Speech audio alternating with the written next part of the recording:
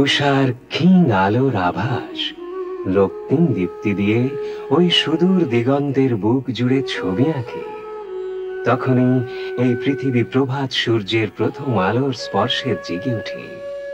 একটু কিরণের আশীর্বাদ পাবার জন্যে সমস্ত গাছগাছালি শত সহস্র পথে এঁকে বেঁকে এগিয়ে যায়। তাদের সমস্ত জীবনই উপাসনা, সূর্য উপাসনা।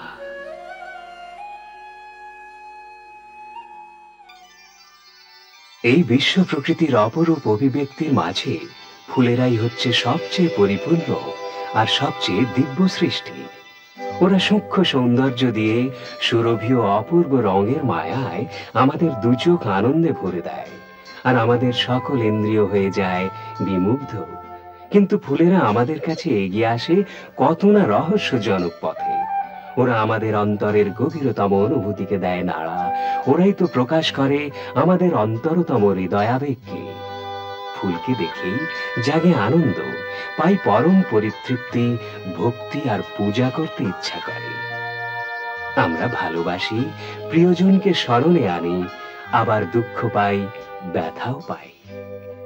এটা কোনো রকম বিচিত্র ব্যাপার নয় যে আমরা পূজার সময় ফুল নিবেদন করি। ফুল দিই ভালোবাসা আর বন্ধুত্বের জন্য। ফুল দিয়ে আনন্দ ও শুভ মুহূর্তকে চিহ্নিত করতে চাই। এমনকি ফুল দিই শোকে, বিদায় মুহূর্তে স্মৃতি হিসাবেও। প্রত্যেক ফুলেরই আছে নিজস্ব ভাষা। তা নীরব আর সুরভিময়, সূক্ষ্ম হলেও তা বাগ্ময়। প্রতিটি ফুলের গভীরে কোন সত্য লুকিয়ে রয়েছে, যার জন্য তা স্পন্দিত হয়ে ওঠে কি সুতীব্র বেগে, আর আমাদের সত্তার সত্যকে করে স্পর্শ। এই জিনিস কেমন করে আমরা ধারণা করতে পারি?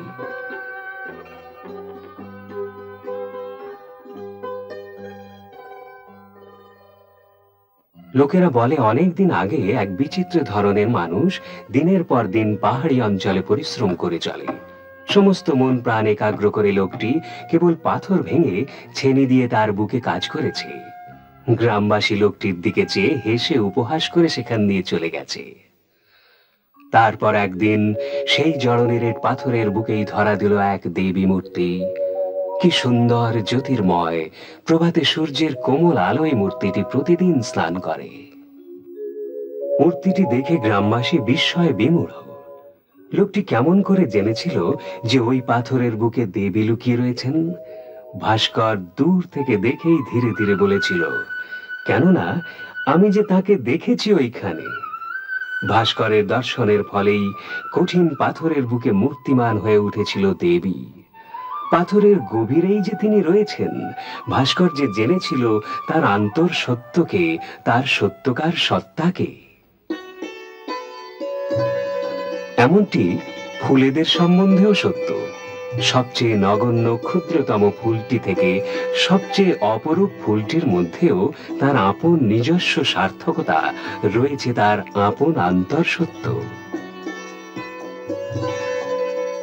পাশ্চাত্য দেশের ভঙ্গুর ফরগেট মি নট ফুলটি বিদায় মুহূর্তের জন্য এ যেন অতি ধীর চিরস্থায়ী স্মরণের প্রতিশ্রুতি। ভারতবর্ষে ফুল পূজার অপরিহার্য অঙ্গ। প্রতিটি দেবতার তুষ্টির জন্য রয়েছে তার নিজস্ব এক একটি ফুল। কেননা প্রতিটি ফুলের বুকেই প্রতিবিম্বিত হয় দেবদেবীদের আধ্যাত্মিক সত্য। সেই সত্যের কাছেই তো ফুল নিবেদিত হয়।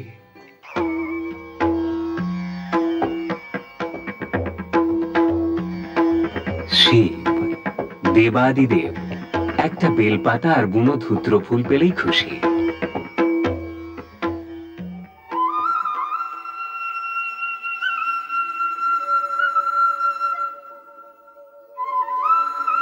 কৃষ্ণ দিব্য বংশীধারী, তার জন্য চাই তুলসী।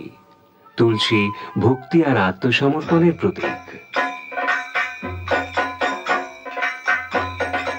আর মহাদেবী দুর্গা, দুর্গত নাশিনী, তিনি চান রক্তমুখী জবা, যে ফুল কর্মশক্তি আর সামর্থ্য বিকিরণ করে। জগতে এক একটি ফুলের কত না বিভিন্ন নাম, কিন্তু প্রতিটি ফুলেরই অন্তরতম সত্য একই।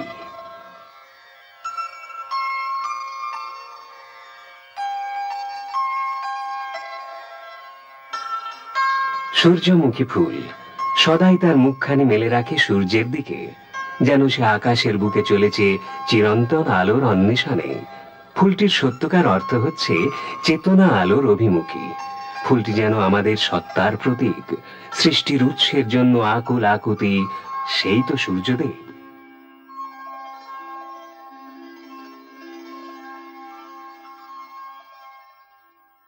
জুঁই ফুল শুভ্র সুরভিময়, পবিত্র, অপরিবর্তনীয়, আর কি শান্তিময়। জুঁই ফুল মানেই এক রাস দিব্য হৃদয়ানুভূতি। যে নামে ডাকা যাক না কেন, জুঁই তার সুরভি নিয়ে পবিত্রতা ছাড়া আর কিছু নয়।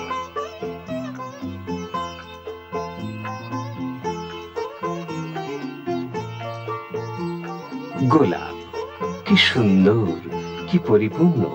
প্রত্যেক দেশেই তা আত্মদান ও ভালোবাসারই প্রতীক। গভীর অর্থের দিক থেকে গোলাপ হচ্ছে পরমের জন্য সুগভীর ভালোবাসার অভিব্যক্তি। প্রতিটি ফুলের সম্বন্ধেই ওই একই কথা। কি অনুপম স্পন্দন, কি সুগভীর অর্থবহ, কি সুবিশাল সত্য। ফুল আধ্যাত্মিক, আর তার নামকরণ সত্য সত্যই সার্থক। কিন্তু কেমন করে আমরা প্রকৃতির রহস্য আর সব জানতে পারলাম, আর কি করে ফুলের হৃদয়ে পৌঁছলাম? অকথিত বাণী কেমন করে আমরা শুনতে পাই, আর কেমন করে বুঝতে পারি তার নীরব ভাষা? প্রতিটি ফুলের মধ্য দিয়ে ফুলের ভগবতমুখী সুন্দর আস্পৃহাকে আমরা কেমন করে অনুভব করি? কেমন করে আমরা একটা ফুলের গভীরে পৌঁছে তার সত্যকারের অর্থ খুঁজে বার করতে পারি?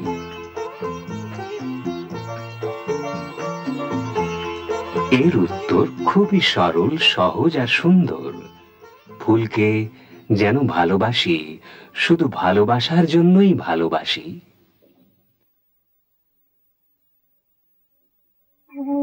যখন সূর্যদেব অস্ত যায় আর সমস্তই নীরব, স্থির হয়ে কয়েক মুহূর্তের জন্য বসো আর নিজেকে এই বিশ্ব প্রকৃতির সঙ্গে এক অভিন্ন করে দাও।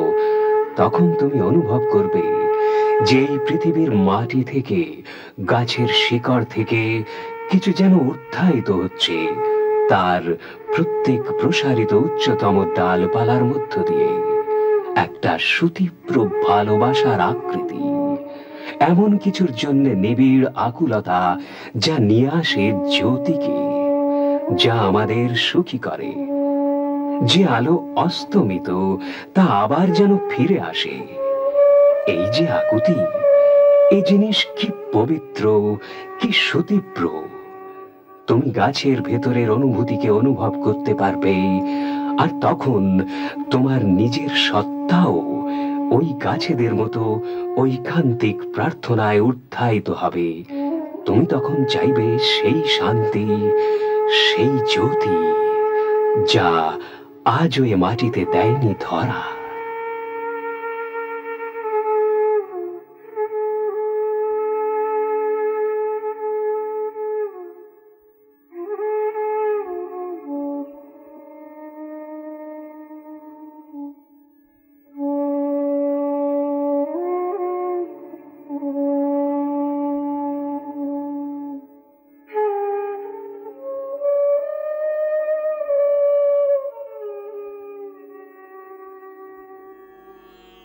এই দৃশ্যশ্রব্য অনুষ্ঠানটি শ্রী অরবিন্দ আশ্রমের শ্রী মার বাণী অবলম্বনে ও তার দ্বারা অনুপ্রাণিত।